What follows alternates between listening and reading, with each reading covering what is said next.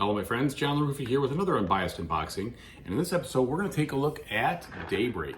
All right, let's get started. Okay folks, and as usual, please like and subscribe to my YouTube channel if you haven't done so already. If you have, I do really appreciate that support. Thank you so much. All right, so back of the box gives you a little bit of a feeling of what you've got going on, but you really can't see the game set up, which I don't understand why they did that.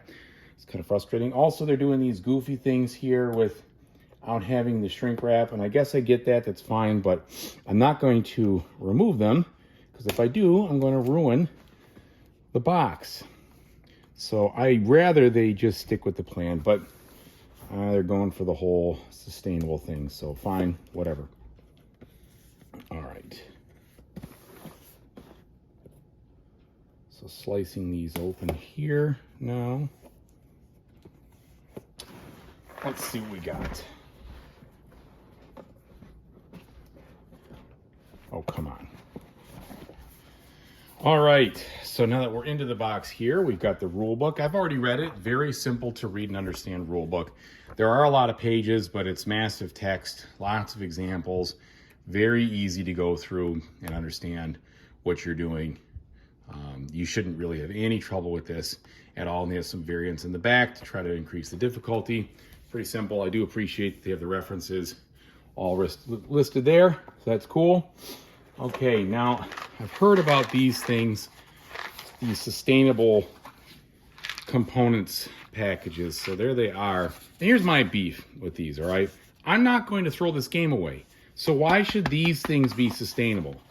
That's my problem. There's no reason to have this. This is a once and done kind of package, all right? 9 out of 10 times, I'm going to guess that people are not going to throw away their components. They're either going to sell the game or whatever, but it's not going to be tossed. So I don't understand why you'd use this except to be kind of gimmicky. And I'll say this right now. I have no problems at all being responsible with the environment and everything else. But sometimes I feel like people go so overboard with certain things, and it's just like, I don't know, like this is an example, right? I mean, just if you don't want, I don't know. I'm just going to leave it at that. Okay, so then we've got these cardboard inserts here, which they use to secure everything. And they've put the cards in here. So we'll get to the cards in a second. All right, let's see what this is. So, looks like parts of the player boards here. Hang on. All right. Parts of the player boards, extending this. They are nice and dual layered, which is cool. I do like that. That's not true. It's got to go. What's going on here? I don't understand. So I was wrong. There's the player board right there. That makes sense. Okay, so you do kind of insert these to make it work. This, I don't know exactly what these are for. So we have more player boards there, another set of player boards here, and a set of player boards here. I don't know. Yeah, I'm missing that. I'm missing the understanding of maybe these go on the board or something of that nature, but they both look like they go to 40. Oh, maybe it's if you play like 2-player or something. I don't know. That is not clear to me because these go to 30 by themselves. So it must be something different. Let's take a look at the board. We'll go deeper. All right, so here's our board. Now the board itself, as I could tell from the pictures and stuff, you know, it's largely just representing the tracks more than anything else. So it's a lot of space, not necessarily need to be that much space, but you do have the rounds over here and the card draws, and that's fine. It looks nice, so that's good. And there's where you'll be stacking up your carbon footprint or your emissions or whatever. And so that's the main deal. Now, these are nice and medium-sized thickness. These look good, high quality. Happy to see those.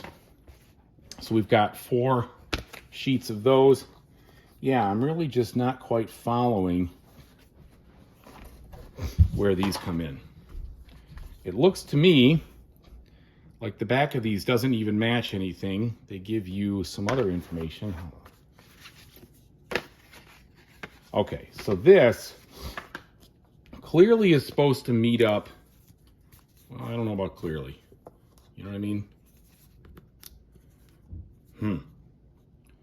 Just confused. No, there we go.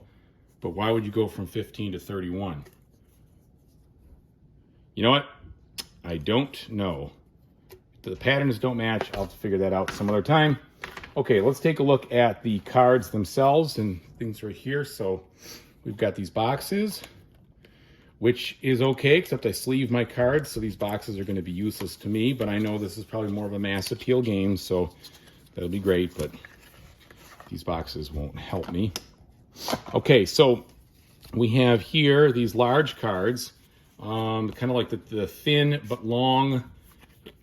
They're not tarot size, I can't remember what they are, but we've got plenty of illustrations and different things, artwork on here, but they do tell you exactly what they're for. So that's fine. I appreciate that. I appreciate that the language is written out there. So these are going to be pretty self-explanatory. The card thickness is pretty good. So that is good. For those who don't sleeve, you probably won't feel the need, although I do. But we're going to see about those, because those aren't going to be really cards you're going to have in your hand. But if I can sleeve them, I will. I'll have to look and figure out what that actual size is. Okay, then let's look at these project cards. And this is the meat and potatoes of the game, these here. There are a lot of them, as you can see. All right. So, getting all these out here into the mix, we have a ton of these project cards, and these I'm definitely going to sleeve. These have a nice glossy feel to them. They feel a little thinner, and then maybe they're the same thickness as those, but I'm definitely sleeving these. There's no doubt about it.